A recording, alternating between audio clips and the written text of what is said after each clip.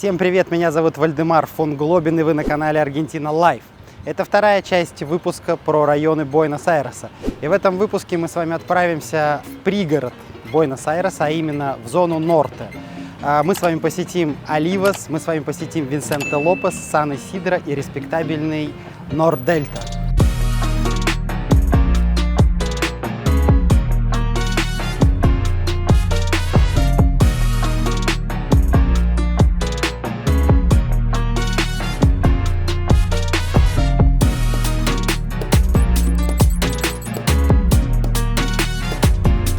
Ну что, друзья, мы посетили все районы в Кабе, о которых я хотел рассказать, и добрались до зоны Норте, так называемый коридор Норте. И здесь начинаем свой обзор с района Висенте-Лопес, будем двигаться дальше в сторону Оливаса и Сан-Исидро.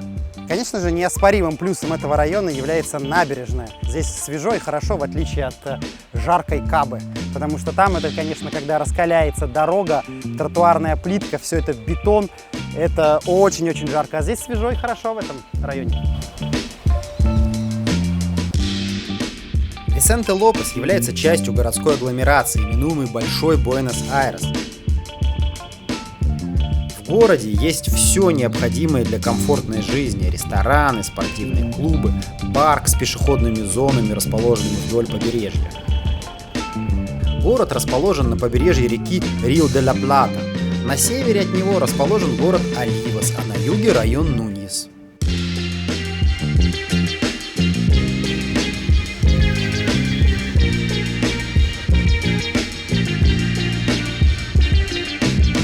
В целом набережная неплохая, не считая самого пляжа. Пляж Висенте-Лопес состоит из огромной кучи обломков бетона.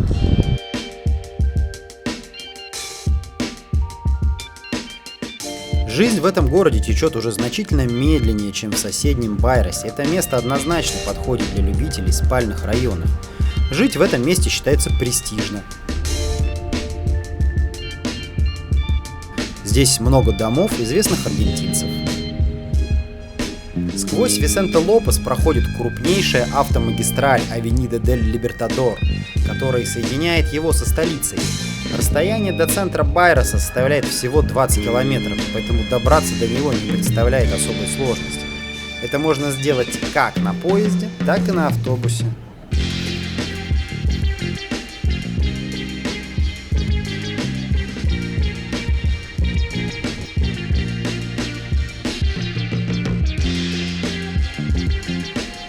Основываясь на сказанном и отсутствии личного опыта жизни в этом районе, я ставлю следующие оценки. Безопасность 4,5, социальная инфраструктура 4, транспортная доступность 3,5, престижность 4,5.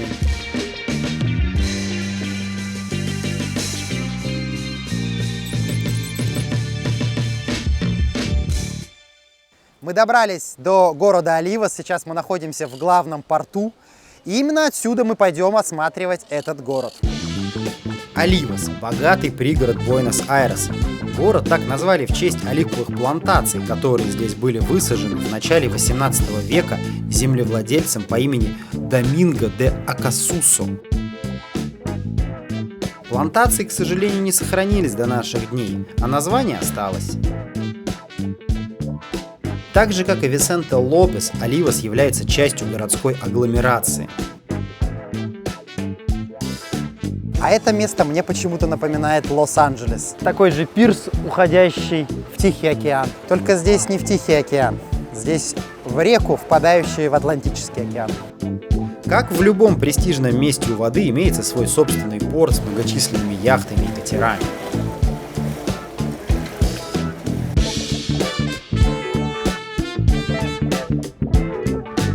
В этом городе преобладает одноэтажный тип застройки. Преимущественно частный сектор, за исключением территории у воды. Тут выросли многоэтажные жилые комплексы, бизнес и премиум-класса.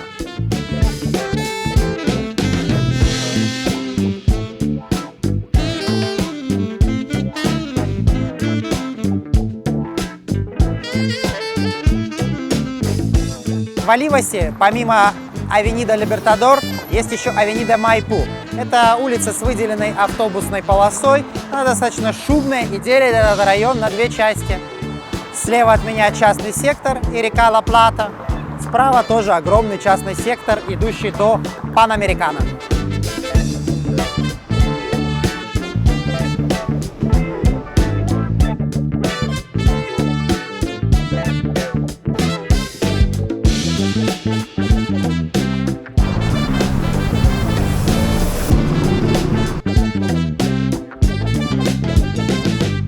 Друзья, когда мы были в Реколете, я вам рассказывал про мусорные баки. Так вот, например, в районе Оливас, видите, как выглядит мусорный бак? Просто пакетики складывают вот в такую решетку, чтобы животные, которые здесь ходят, их не растаскивали. Но в целом, как вы понимаете, в Байросе может быть очень жарко. Ну и если здесь вот мусор будет лежать так долго, как вы думаете, будет это пахнуть все? С безопасностью тут полный порядок. Чуть ли не через каждую квадру можно встретить охранную будку или патрульную машину. Связано это с тем, что многие дома в Оливасе принадлежат высокопоставленным чиновникам и просто богатым людям. Да и резиденция самого президента находится именно здесь.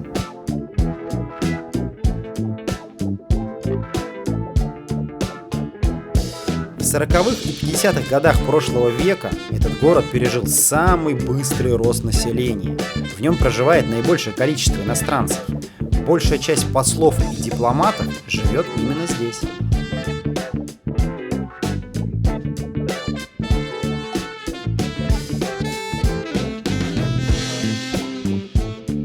Рестораны и бары представлены уже не в таком многообразии, как в Палермо, но и голодным в этом городе вы точно не останетесь. Основываясь на сказанном и отсутствии личного опыта жизни в этом районе, я ставлю следующие оценки. Безопасность 4,5, социальная инфраструктура 4, транспортная доступность 3,5, престижность 4,5.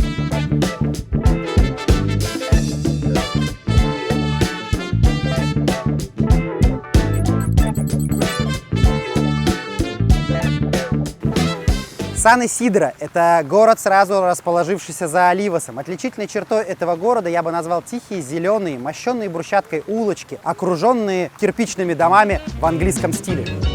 В центре площади Митры находится неоготический собор Сан-Исидро, построенный в 1898 году. Высота главной башни собора составляет 68 метров. Совсем недавно этот собор был отреставрирован, после чего ему вернулось былое величие. Сам центр города маленький и компактный. Все основные достопримечательности находятся по соседству. Вот, например, здание общественной библиотеки или законодательное собрание Сан-Исидро. Городские улицы, вымощенные камнем, в отличие от других районов Буэнос-Айреса, здесь не закатаны в асфальт. Город по-настоящему утопает в зелени. Благодаря этому и соседству с рекой здесь сформировался свой собственный микроклимат. В летний зной тут значительно легче дышать, чем в центральных районах Байроса.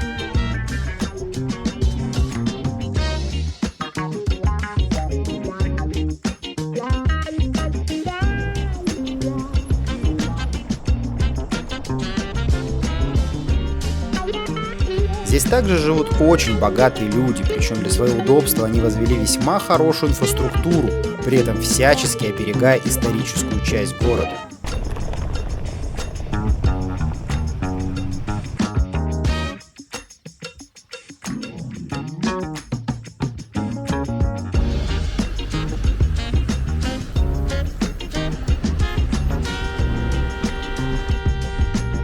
Также тут есть свои поля для гольфа и многочисленные яхт-клубы. Стоимость земли за сотку, как и в Оливасе, начинается от 35 тысяч долларов США. Именно здесь находится самая дорогая школа в Аргентине. Стоимость обучения составляет 10 тысяч долларов США в месяц.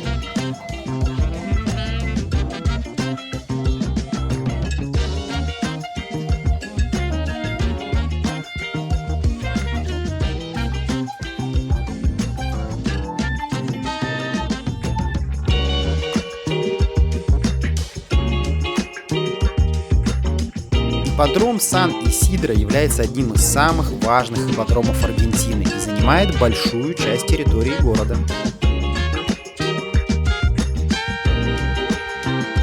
Ну и, конечно же, даже в таком дорогом и респектабельном месте не обошлось без виши по соседству. Правда, стоит отметить, что виша тут отличается от тех, что я видел в Кабе. В ней живут явные аристократы со своими бассейнами и террасами.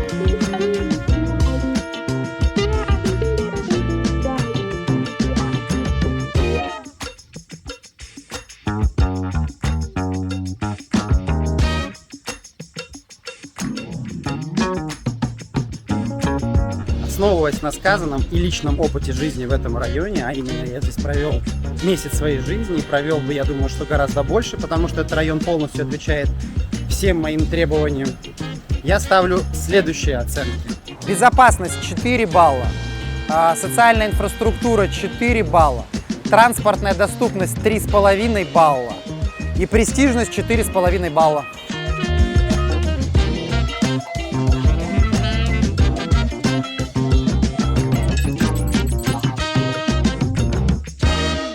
Я наконец добрался до последнего района, который вам обещал показать. Это вишенка на торте, район Нордельта. Он был основан в 1999 году, состоит он из 28 кварталов. По большому счету это настоящий город. Здесь есть абсолютно все. Здесь есть торговые центры, медицинские центры, 5 образовательных школ, банки, коммерческие помещения. В общем, все, что нужно для жизни. Пойдемте его осматривать. В Нордельта большое разнообразие предложений типов жилья и собственности. Тут можно приобрести участок для строительства дома или выбрать уже построенный дом. Также можно приобрести апартаменты с различным количеством комнат. В продаже есть таунхаузы, коммерческие и офисные помещения.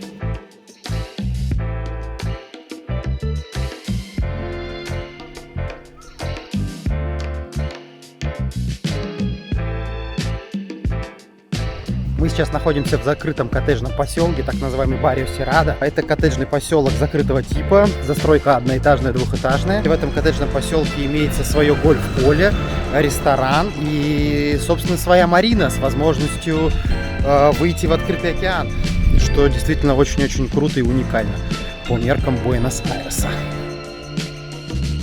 Разнообразие видов впечатляет. Это может быть дом с видом на реку, свое собственное озеро или со своим выходом на гольф-поле. На сегодняшний день из более чем 5800 лотов, поступивших в продажу в Нордельта, к концу 2022 года в продаже оставалось чуть менее 80. То есть популярность этого места крайне высока. Ну и цены на недвижимость тут уже сопоставимы с топовыми местами по всему миру.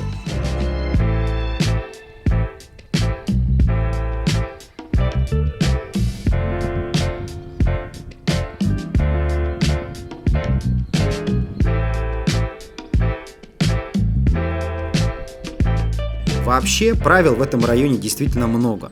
Мы тут уже прожили в целом почти 4 месяца, и многие из них по незнанию были нами нарушены. К примеру, штраф за превышение скорости на 5 км в час составил 25 тысяч песо, что приблизительно равно 5000 рублей.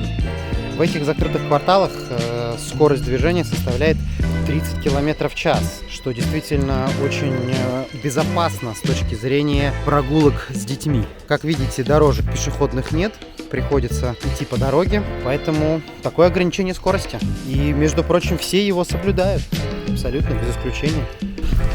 Главная улица, сегодня Рождество, и, в принципе, машин тут не так уж и много, поэтому никаких проблем нет, даже с прогулками по большим улицам. Также на территории присутствуют свои теннисные корты. Здесь занимаются дети и взрослые. А вот при теннисных кортах ресторан. Сегодня он закрыт, потому что сегодня католическое Рождество. Тренажерный зал открытого типа на воздухе. Можно позаниматься. По большому счету тут можно развить все группы мышц, пока твои дети играют на детской площадке. Вообще Нордельта — это, конечно, такой анклав какой-то, вот на мой взгляд. Здесь, кстати, есть такая особенность, сегодня выяснилось, здесь могут жить только резиденты Аргентины, то есть те, у кого есть ДНИ. Иностранцам здесь жить не получится. Такие правила. Вид из окна может быть вот таким вот.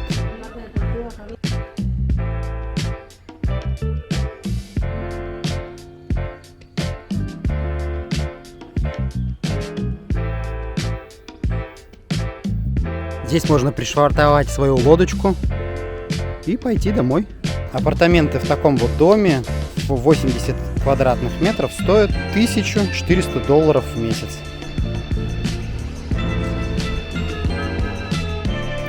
Сейчас я продемонстрирую. Чтобы покинуть Нордельту, нужно приложить свой ДНИ. Hola! ¿Estás bien? Чао! Вот так вот сработал выезд. Нет ДНИ, в Нордельту не попасть. Рядышком с Нордельтой есть Нордельта Молл. Здесь много ресторанов, хорошие магазины, огромный супермаркет Джумба, в котором есть все. Так что инфраструктура в этом районе однозначно на 5 с плюсом.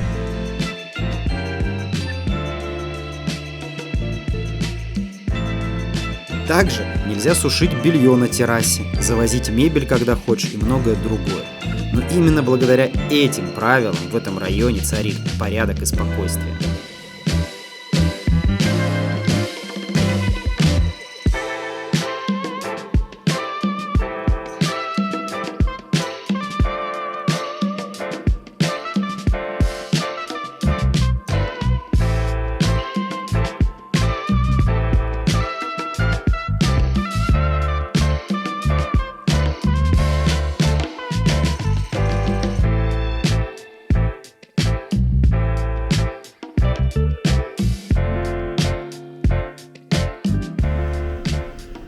Я добрался до отдаленного района Нордельты. Хочу вам показать, как выглядит стройка. Процесс не прекращается ни на минуту. Все строят и строят и строят. Из этого можно сделать вывод, что потребность в жилье бизнес-класса в Аргентине очень высока.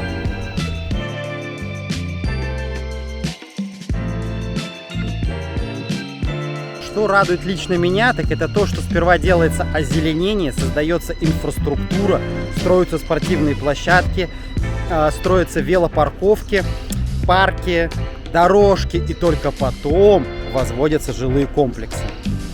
У нас все в точности да наоборот.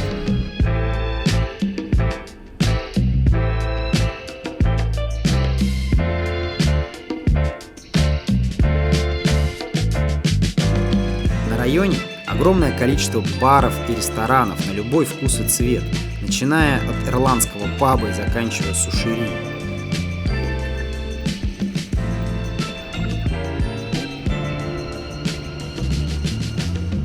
С шопингом тут также нет проблем.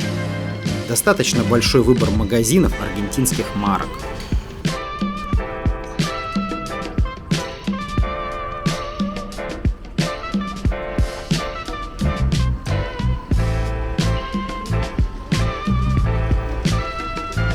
Прогуливаясь по этой набережной, понимаешь, где живут все богачи в Аргентине. Здесь, в Нордельта, они паркуют свои яхты и идут ночевать в респектабельные, шикарные апартаменты или дома. В одном из комплексов на набережной можно чудесно провести время в бассейне с видом на яхты. И тут же пообедать или поужинать в ресторане при жилом комплексе. Территории, как правило, всегда закрыты, охраняются. Посторонним сюда зайти достаточно тяжело, так что здесь очень тихо, спокойно и безопасно.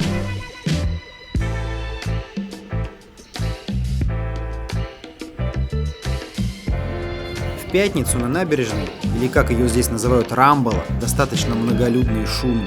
Сюда приезжают гости со всего Байроса, чтобы насладиться видом на яхты с бокалом мальбека в руках. Кстати говоря, сюда можно прийти на лодке прямо из Пуэрто-Мадеро.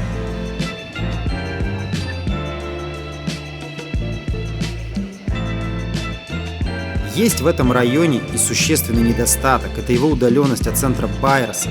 Чтобы добраться сюда, скажем, в пятницу после работы, вам потребуется около 2-3 часов вашего времени, проведенного в пробках.